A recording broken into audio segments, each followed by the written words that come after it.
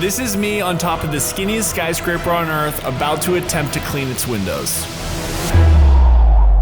After 3 months of every window washing company saying no, I'm here to tell you the bizarre story of how I finally got one to say yes and teach me how to wash skyscraper windows, despite the very real risk of falling to my death. 2 window washers needed to be rescued earlier today. This bizarre curiosity of mine somehow leads me into a $65 million condo on Billionaires Row, where I put my 1 day of training to the test in an attempt to clean the windows on New York City's 4th tallest building. It's fine, I'm fine. I got this here, so if I fall, I'll just, slide all the way down and dangle off the edge. But how does a normal person actually do this? After months of asking different window washing companies and being told no over and over and over again, I came to this sad realization that this idea is impossible. But then a few weeks ago, I'm texting my buddy Nathan about how impossible this whole thing was, and he just says, I know a guy. What does that even mean? So I responded, I'm like, who's the guy? And he says, it's my friend's brother's girlfriend's brother, Josh. But then I tell him how I'm not super comfortable just meeting up with my friend's brother's girlfriend's brother, Josh. Josh, nice to meet you, man. But when Josh owns a window washing company in New York City, I'm a little more comfortable. So everyone, meet Josh and meet Nathan. Nathan made it very clear before the call that going up with Josh's team was not guaranteed, but lucky for him, I'm the Wolf of Wall Street when it comes to selling. Like, this sounds like a fun, adventure type of thing that if you'd be willing to have me.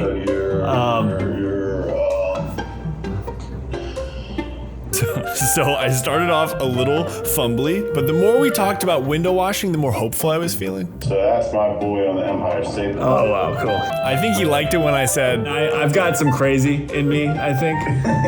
All of a sudden, he's saying that if we were to somehow pull this off, rappelling me as a rookie might be too challenging, but getting me on a scaffolding platform might actually be doable. Oh. What's the tallest building you think we can do scaffolding on? Steinway Tower.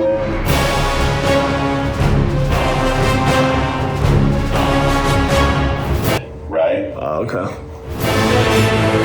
Steinway Tower, also known as Building 111, is the skinniest skyscraper in the world, which means this job is extremely temperamental in terms of wind. But then he said the words I had been waiting to hear the entire call. And when are you in town? Start spreading the news. Ya boys in New York. I'm here to clean windows and play melodica. On the first day, Nathan and I met up with Joey. He works at the window washing company and explained to us what our next 2 days were gonna look like. Day 1, I would need to learn how to properly wash windows on the side of a 687-foot condo in Lower Manhattan, and then climb 1,428 feet to the top of the infamous Building 111 the next day to try and clean its windows. But to start off day 1, my guy Joey immediately had bad news. The equipment for safety protocols and everything, the BMU's not working. The BMU? Yeah. What's that? Okay, so the platform that window washers clean from is attached to the BMU, which stands for Building Maintenance Unit. It's basically like a permanent crane on the roof of a skyscraper that pulls the platform up and down, helping guys fix the outside of the building without dying. So when you say it's not working, like what does that mean? It's not moving at all. Oh, okay. But we headed up to the roof anyways, which in the moment was confusing. Yeah, help me do the window. Once we got in the elevator, Joey asked what I was doing in New York City, so I started explaining that. There's this guy who ate a bunch of cheese balls in front of 1,000 people. Watch the park? Yes. He's fighting my friend. Social media is a weird place. After the first elevator, we walked down the hall and got on another elevator and rode that one up all the way to the top floor, and then got out of the elevator, walked up a stairwell, and then another stairwell, climbed a ladder, and then we were at the BMU. They said that me and Jose are gonna be out there. Jose doesn't speak much English. What's up, dude? Good, man. Nice to meet you. It's probably helpful, to be honest. I don't want him to hear me just freaking out down there, They're calling a mechanic to come fix it. I think I'm excited. Actually. I was gonna be like, oh, I'm nervous. No, I'm not. Okay, I'm a little nervous though. It took 3 hours for the mechanic to show up. Once he did, we hovered over his shoulder. He worked on it for maybe 20 minutes and then realized the problem was that The heads on the switch is tilted back, so it came off. I knew it. With the BMU finally working, I went down the ladder to put on my safety harness. Is he coming down here? Yes. Oh, cool. Jose lowered the basket to come pick me up. I asked him to introduce himself to the camera. Hola. Muy buenas tardes. ¿Qué tal? ¿Cómo están? Un saludo a todos. Jose thought this was hilarious for some reason. But my time had finally come, so I hopped in the basket, got my harness clipped in, and then asked Joey. Any tips or tricks before I go out? Don't look down. What? I'm freaking out inside. I don't speak Spanish. Jose took controls of the BMU, raised us all the way to the roof, and then inch by inch began nudging us past the edge. Oh, I hate it. I hate it. Oh, I hate it. Oh, I hate it. Joey advised against looking down, but because I would be up here for over an hour, I decided I should look down. Maybe I shouldn't have. I wanted this. This is my idea, so no complaining here, guys. After that fun reminder, I tried calming myself down with the fact that I got this here, so if I fall, I'll just, slide all the way down and dangle off the edge. after that, Jose rotated the basket so it was parallel with the building. He did so very calmly. I did not relate to that feeling. The shaky basket 600 feet above ground, not my favorite thing, but took a deep breath and our descent began. There was less shaking on the way down, which was nice. It gave me a second to think. I knew Jose was about to teach me how to do this, but if I was gonna clean building 111 the next day, I wanted to get at least one moment of overwhelming Jose approval. Overwhelming Jose approval! Yeah!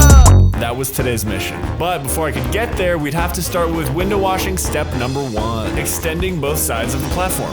This is to give us a little more room to walk back and forth when cleaning. I had no idea this was step 1, which is why I put my GoPro here. Alright, put a little Can you more, hold this? please. Yes. So I tried to slide it. No. Jose did not approve. Sorry. Oh, good. So I put it over here and Jose pushed out the other side. You can't really tell, but we are swinging 3 to 5 feet every time there's any movement in the basket. I knew I needed to get comfortable as soon as possible, so I asked Jose, Can I? Yeah. I don't know what was different about looking over this time, but for some reason, I felt better. Jose! Yeah. That's good? Good. Yeah. Clean here? The click? No. One more. One more. All right, let's do it. I guess I was getting more comfortable up there because the moment I looked back at the window to see that the curtains were now open, I waved. Only now that I'm editing do I realize that the person I waved to was actually 2 pillows on a bench. Could have sworn it was a person. After that, Jose unclips his harness, walks to the other side, the basket swings, I try to hold it together. Then Jose begins window washing step number 2, lifelines. These steel ropes attached to the building to keep the basket from flying away like this. This is extremely important, especially on windy days. To attach them, Jose grabs the building and literally pulls the basket toward the window. He then attaches the steel rope to a pre-existing anchor on the building, and voila. Now that we were anchored in, Jose handed me my sword and I clipped it to my belt because I don't want to drop it on someone's head 500 feet below me. I did the same with this thing. It's called a strip washer. Before I knew it, Jose was using his to start washing. Wow. Yes. All right, let's do what you do, Jose. Yeah. But by the time Jose was done, I hadn't even picked up my squeegee, which was, just so embarrassing. Rookie move. And then because I didn't watch him squeegee at all, I just went with the classic vertical up-down method. Jose's face made it very clear that this was wrong, but after I was done, I still asked him, Bad? Good? Mama? overwhelming Jose approval. Hey, Editing Preston here. I'm trying to hit 1 million subscribers. Soon, maybe, if you'd subscribe. Okay, please subscribe. Thank you, bye. I think it was in this moment that Jose realized I was gonna need a little more help.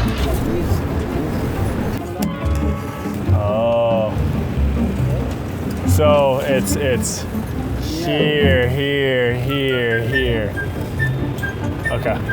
Okay. Mas. I was getting more and more excited to learn from Jose, but I was also getting distracted. That's someone's room. Jose immediately looks the other way like a complete gentleman. He tries to change the subject. Meanwhile, This is definitely somebody's room. then I tried to talk and clean at the same time, So you see people? not realizing that I'm simultaneously pushing the basket away as I clean. Oh. The people. Jose casually starts telling me how often people film him while he cleans. Meanwhile, the basket's flying around, and again, I attempt to earn his approval. Allow me to spare you from this monstrosity of a way, because when it came to overwhelming Jose approval, the worst part was once I was done, Jose threw up the pity thumbs up. Better? More? Jose started picking up the pace, but I was still determined to earn his approval. If he washed, I washed. He wiped, I wiped. But after, he would always look at my window and then quietly re-clean it. Jose was teaching me Spanish, ¿Cómo se dice wind? Viento. Viento. Viento. Sí. No viento. and I was probably teaching him patience. Malo. Ah. No, it's okay. It's okay. The lower we went, he kept adding safety lines, and I kept adding nothing, I guess, because I just couldn't figure this out. And because of that, well, something happened.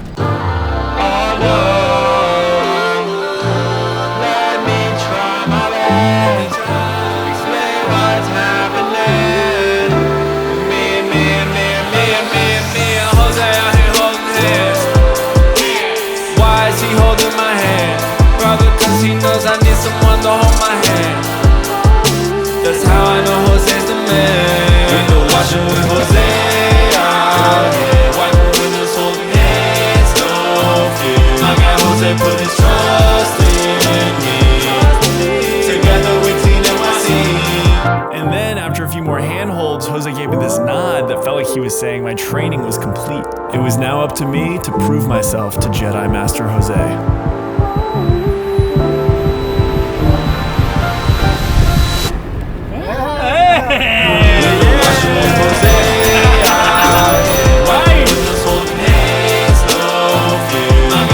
Put his trust in me.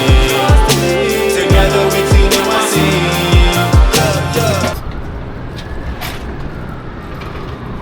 After marinating in Jose's approval, he said that before the day was done, I'd need to clean some bigger windows on the other side of the building, learn to drive the BMU, and learn to release these safety lines. Be careful.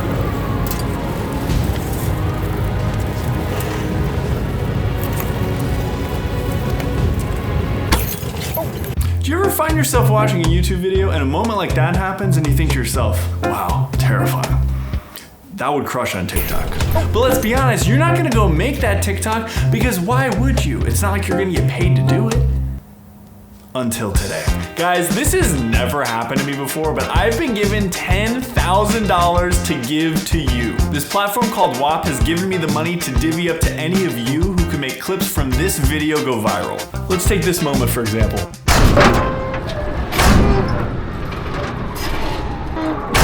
It's terrifying, it's perfect. So let's say you went to my WAP and downloaded this whole YouTube video, uploaded that wonderful little moment to your TikTok or Instagram account, maybe even added your own creative spin to it. Once you link your video back into WAP, you automatically get paid out for how many views your video got. Side note, Jose let me drive, it was awesome. But let's say you posted that weird sound I just made, and your video got 500,000 views. You would get paid $500 because WAP allows creators to easily set reward rates, and the rate for this is $1 for every 1,000. This whole thing is called content rewards, and it's a huge part of WAP's mission to help creators grow and monetize their content. You're essentially being paid to be the marketing team, which I feel like is kind of cool. So if you'd like to join my marketing team, go to the link in the description to join my WAP and start making money posting edits of this video before the $10,000 is gone.